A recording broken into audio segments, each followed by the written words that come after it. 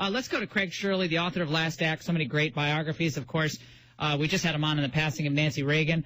But Craig, I was fascinated to hear Joe Scarborough said this is the official end of the, it was the end of the Reagan era. We'll play the soundbite. Let's listen. We really are seeing the end of the Reagan coalition that began the night Reagan won in 1980, where a candidate goes out and says, less spending, less taxes, and more freedom. And he basically said that this is now a big government party or something. He was basically saying that. What's your reaction to that? I don't know. I like Joe a lot, and I agree with him most of the time. You don't know?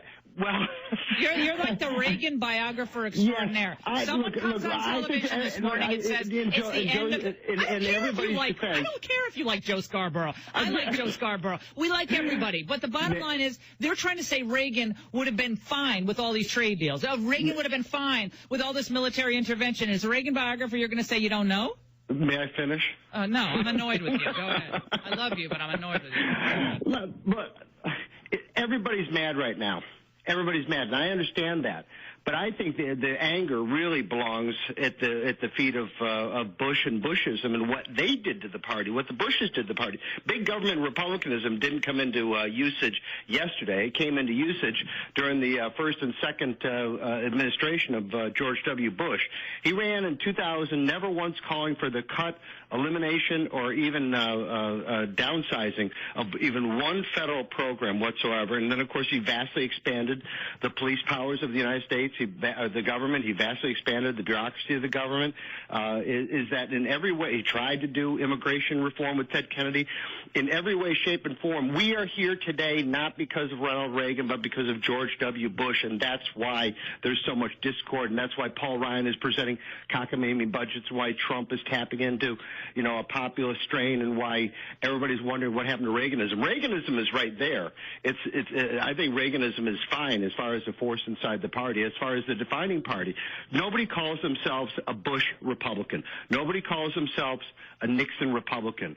Everybody, or most everybody, calls themselves a Reagan Republican. It's up to us to re-educate and remind and protect Reaganism as an intellectual force in America. I like you again. Okay, thank you. This is when you know Craig and I are like old friends. I'm like, no, but you're making the point that that I think is abundantly clear in all the things we read that you've written, all these best-selling books you've written. Bushism is something very different from Reaganism, and they were conflated. Completely different. Bushism has its roots in British conservatism.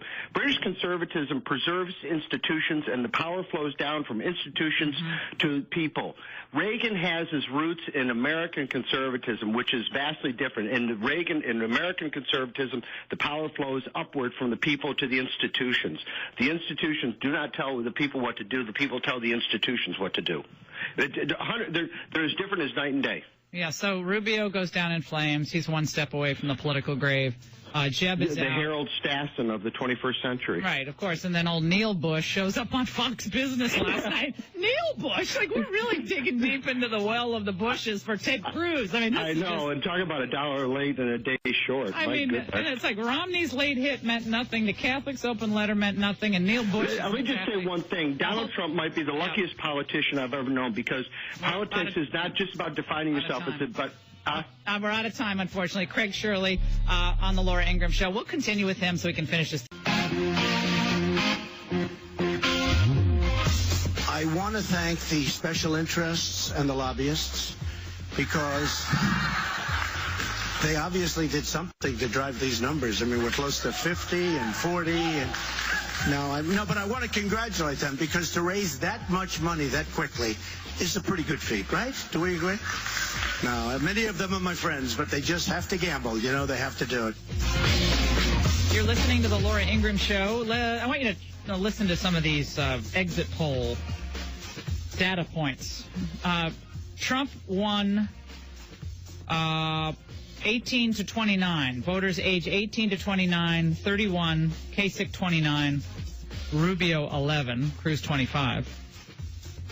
Age 30 to 44, he tied with Cruz at 31. Age 45 to 64, he trounces everybody. Trump 41, Kasich 24, Rubio 9.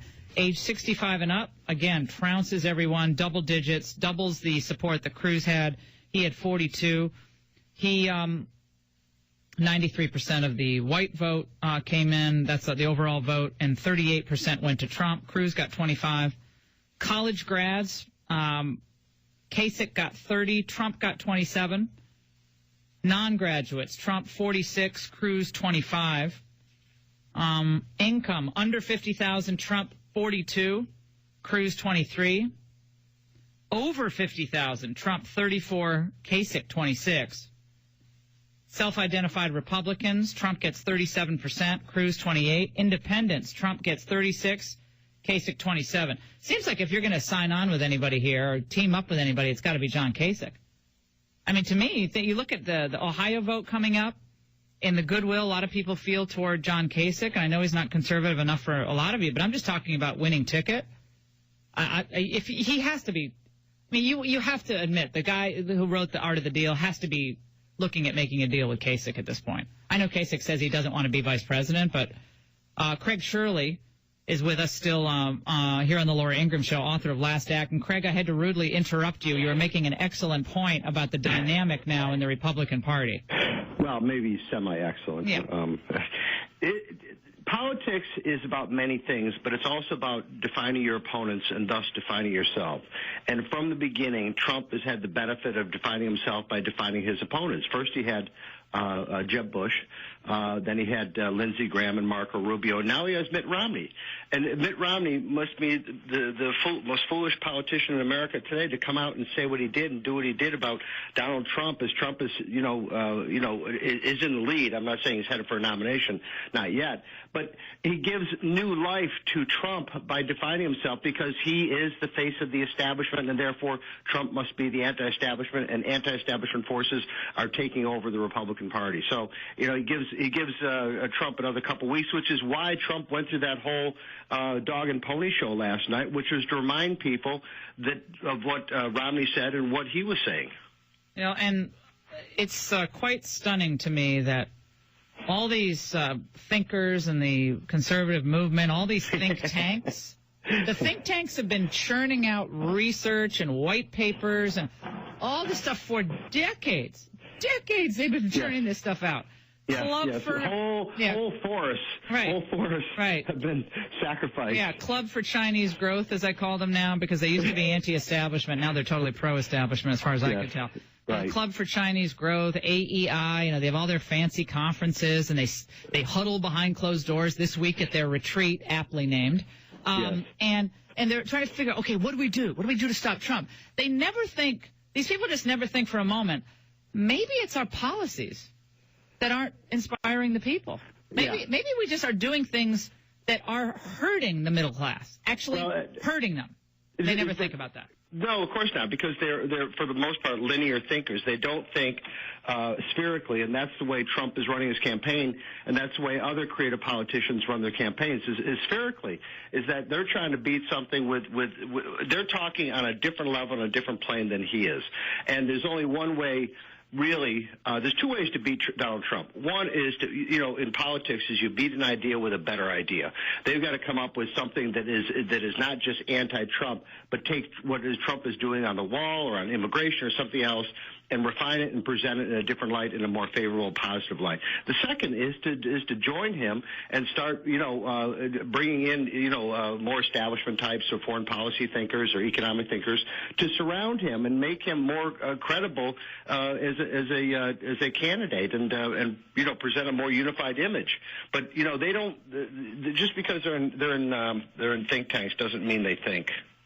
We're talking to Craig Shirley here on the Laura Ingraham Show, and Craig. There was a moment this morning where Cokie Roberts was talking to, I saw that. With Trump, and I just want children. Yeah, I think we have the bite, and just give me a minute, and we'll cue it up. But I find it so just side-splittingly hilarious that these Washington elites, whose entire life experience over the past 30 years, or 40 years, or 50 years, has been driving between the Chevy Chase Club and like some black-tied affair at the Kennedy Center. That's their whole focus group is like the people they meet who take their coats or something. You know, they don't, and they never talk to those people for the most part. But this is part of what went down today on MSNBC. There have been incidents of white children pointing to their darker-skinned classmates and saying, "You'll be deported when Donald Trump is president."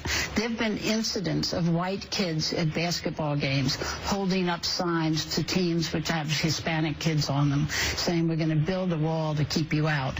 Are you proud of that? Is that something you've done in American political and social discourse that you're proud of? Well, I think your question's a very nasty question, and I'm not proud of it because I didn't even hear of it, okay? And I certainly do not like it at all when I hear about it. You're the first one that's told me about that, but I would not be proud of that at all, and that's not what the purpose of it is. Well, this is he the handled it badly. Yeah. He handled it badly. Yeah, that's not the bite actually that I was looking for. The first thing I would have said was, "Where's your proof? Where has this happened?" Yeah. I haven't heard of it before. I don't. Right, this is the first time I've ever heard of this happening. A. B. is that whether or not you like it or not is that children have First Amendment rights too, and so they have a freedom of speech, and so it may be unpleasant, but you know what? There it is. They have the freedom of speech, just as the Hispanic children have the freedom of speech to answer back. Right. He didn't handle that right. No. There were moments on MSNBC this morning though where he did handle it right, and he steps in and say, wait a second. We just had 3 resounding victories, and right. Including in a state. What happened in Hawaii? I think the Hawaii thing is the funniest thing I've heard. I mean, that Hawaii, Craig, was supposed to go for Rubio, right? Because he gets all the islands. He got the Puerto Rico, then he was going to get the Hawaii, and of course Minnesota is an island unto itself. I love Minnesota, but I mean it's not exactly a predictable state. but that Hawaii thing was a shock. Yes. Yes, it was, but it proves that something you and I have always known is that the base of the party is pretty much the same wherever you go. He won Massachusetts also because conservatives in Massachusetts tend to be they might be culturally different, but attitudinally and ideologically they're very similar to voters in Texas and Arizona. So it's not really a shock. Is that if you study history, is that the conservative movement or the Republican Party is much more cohesive as far as an ideology goes, so that it's not dissimilar of a voter, a primary voter, Republican primary voter who is a conservative in Minnesota is not all that different from a Republican primary voter in Texas. There was a moment when Trump was speaking last night, and the question was raised about when are you going to start acting presidential, and it's obvious he hates that question, but this was his answer. I can be more presidential than anybody. You know, when I have 16 people coming at me from 16 different angles, you don't want to be so presidential. You have to win. You have to beat them back, right?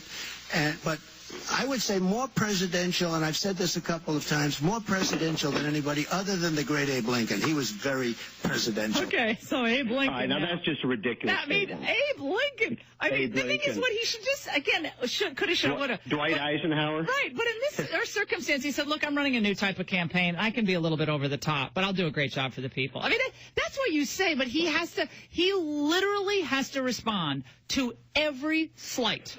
Every minor slight or every big slight. He gets it. Yeah, he's still running his type of campaign, but you will know when he. And by the way, conventional wisdom isn't always wrong. Is that there is something to acting presidential to get people to start thinking of you in a different light than just being a primary candidate, but in fact being a nominee and the potential president. The way you're going to tell if he understands the difference is that he's going to stop using first-person pronouns and he's going to start using plural. Yeah, he's going to start saying we, us, and ours instead of I, me, and my.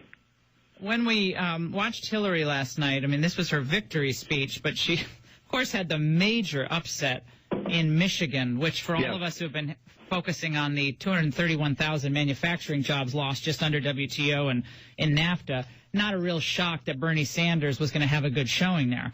Because I think most people believe that the Clintons, well, obviously Bill Clinton was a big proponent of the World Trade Organization and just fine with China's joining it. So Hillary gets up last night and she makes the case that, look, the woman who made hundreds of thousands of dollars doing speaking events to Goldman Sachs and all these other big corporations is now the big banner waver against the global kleptocracy. We're going to to stand up to corporations that seem to have absolutely no loyalty to this country that gave them so much in the first place.